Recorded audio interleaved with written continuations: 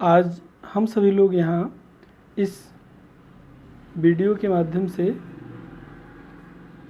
मानक हिंदी व्याकरण के अंतर्गत वर्ण और ध्वनियों के बारे में अध्ययन करने चल रहे हैं। तो जैसा कि हम सभी लोग जानते हैं कि ध्वनि का लिखित रूप अक्षर है। अक्षर का मतलब जिसका विनाश न हो और वह जो वर्णमाला की सबसे छोटी इकाई भी है, जिसे हम क ख ग आदि रूपों में जानते हैं। तो अक्षर और वर्ण दोनों एक ही क्रम है जिन्हें वर्णमाला में सबसे छोटी इकाई के रूप में जाना गया है। क ख ग घ ङ सब आपके वर्ण हैं, अक्षर हैं। अब मुख्यतः हम जानेंगे कि हिंदी वर्णमाला में कुल कितने वर्ण हैं। तो हिंदी वर्णमाला में मुख्यतः बहुत सारे विद्वानों ने अलग अलग अपने मत दिए हैं, लेकिन सबसे उपयुक्त वर्णों का जो क्रम है वह 44 आता है, जिन्हें स्वर वर्ण के रूप में 11 और व्यंजन वर्ण के रूप में 33 के नाम से जाना गया है।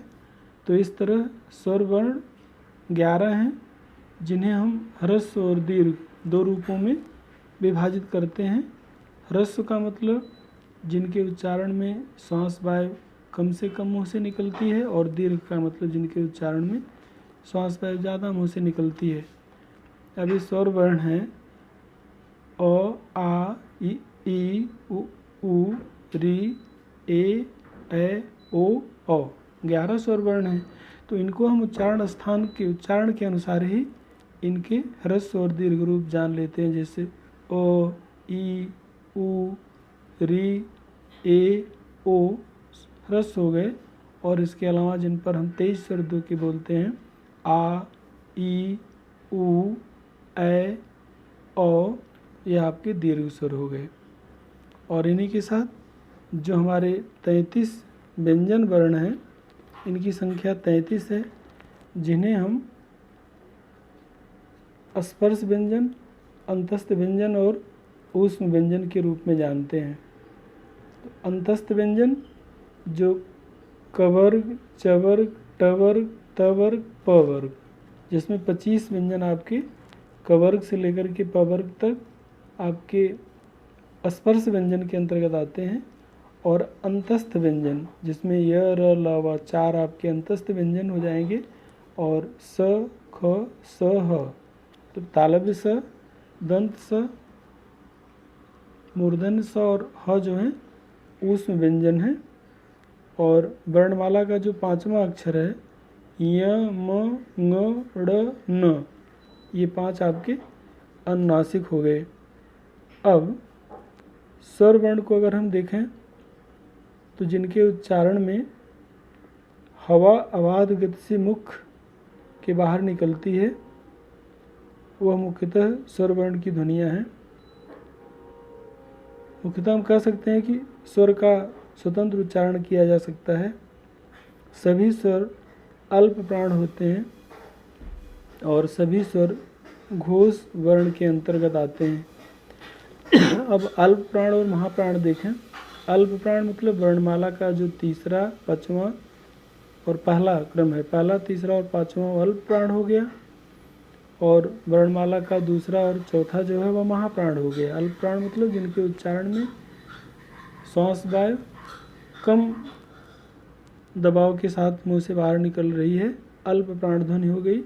और महाप्राण ध्वनि जिनके उच्चारण में श्वास वायु तेज निकल रही है।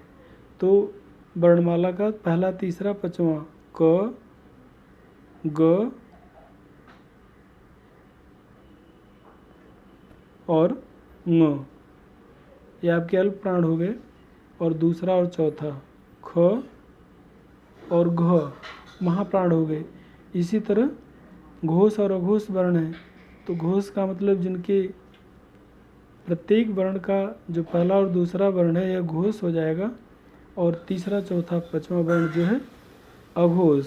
घोष का मतलब जिनमें स्वर तंत्रियाँ हमारी ज़्यादा झंकृत होती हैं, और अघोष जिनमें स्वर तंत्रियाँ कम से कम झंकृत होती हैं, वे अघोष हो गए।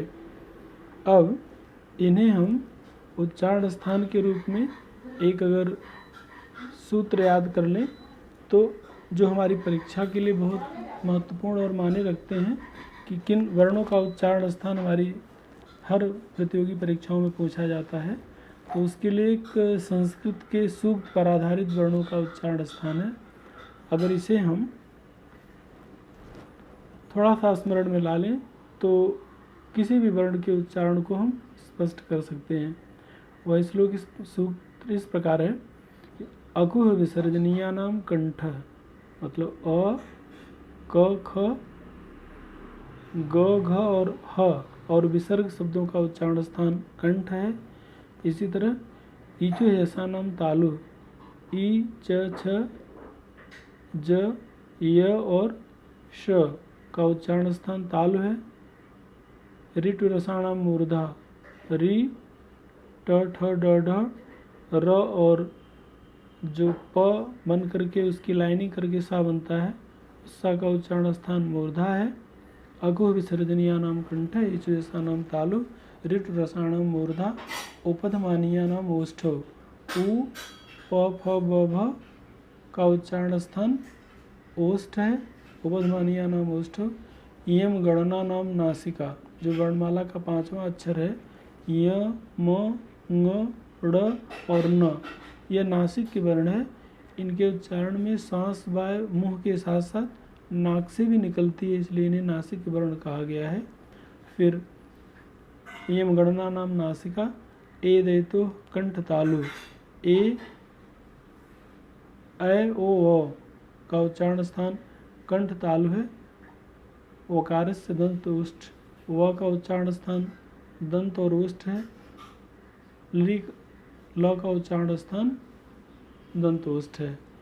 तो अकुह विसर्जनीया नाम कंठ, इजु ऐसा नाम तालु, ऋटु रसाणाम मूर्धा, उपधमानीया नाम ओष्ठो, यम गणना नाम नासिका, ए दैतो कंठ तालु, ओ दैतो कंठ ओष्ठ, वकार से दंतोष्ठ।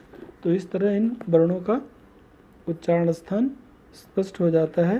तो मुख्यतः इस वीडियो के माध्यम से हम लोगों ने मानक हिंदी ध्वनियों का वर्गीकरण, जिसके अंतर्गत स्वर और व्यंजन वर्ण आए। स्वर वर्णों की संख्या 11, व्यंजन वर्णों की संख्या 33। 11 स्वर वर्णों में ह्रस्व और दीर्घ के रूप में विभाजित, व्यंजन वर्णों के रूप में 25 स्पर्श व्यंजन, 4 अंतस्थ व्यंजन और 4 ऊष्म व्यंजन, और अल्प प्राण, महाप्राण, घोष, अघोष के साथ साथ स्वर वर्णों का और व्यंजन वर्णों का उच्चारण स्थान संस्कृत सूत्र के माध्यम से हम लोगों ने बहुत सहज और सरल ढंग से सीखा। अगर हम वर्णों के उच्चारण स्थान के लिए इन सूत्रों का सहारा लें तो प्रतियोगी परीक्षाओं में पूछे जाने वाले प्रत्येक वर्ण का उच्चारण स्थान हम बहुत ही सहज और सरल ढंग से प्रस्तुत कर सकते हैं। धन्यवाद।